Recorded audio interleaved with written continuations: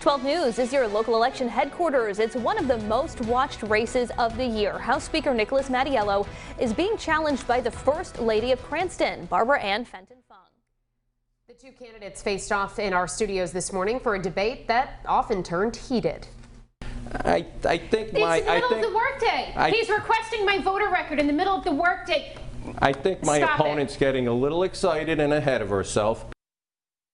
Republican Fenton-Fung is looking to unseat the Democratic incumbent who has been a state representative in Cranston's District 15 for the last 14 years. Target 12 investigator and debate moderator Tim White is here now with the details.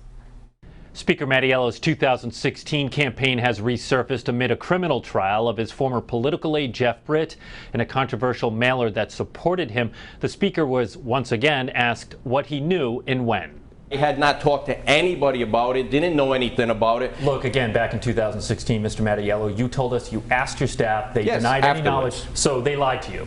No, they didn't. I still don't believe Leo Skenyon knew anything about it. Matt Jerzik didn't know anything about it. Matt Jerzik absolutely knew something about it. We know that now from the trial. I didn't see his testimony. I don't know how many times you practiced that line in front of the mirror, but you might be able to convince yourself of that after thinking of it too long. But guess what? You're not fooling anybody in District 15. Fenton-Fung has attacked Mattiello's character in her campaign, but says despite questions about President Donald Trump's character, she is still voting for him. Why should people think you care so much about the character in a politician when it's not a deal breaker for you with Trump?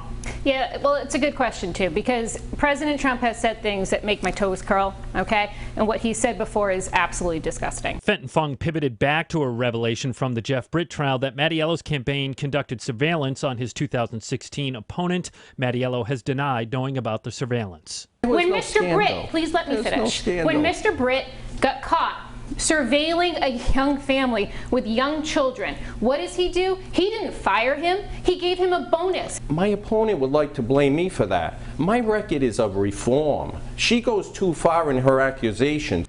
There were several policy issues that they agreed on, including they both opposed the Costco development in Cranston, they opposed banning high-capacity magazines for guns, and they both support body-worn cameras for Cranston police officers.